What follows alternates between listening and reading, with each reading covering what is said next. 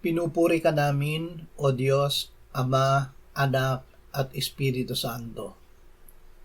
Salamat, Ama, na ibinigay mo sa amin si Jesus na iyong anak, na namatay para sa aming kasalanan, iyong muling binuhay, iniakyat at iniluklok sa iyong kanan sa langit.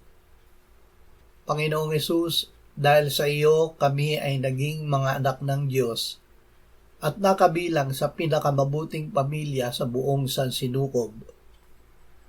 Ang Diyos ay walang anak na pangalawang klase. Ang pamilya ng Diyos ang pinakamabuti at walang ibang pamilya na maitutulad dito.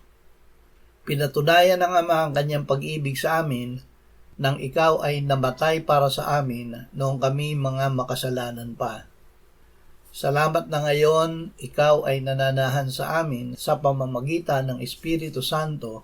Amen.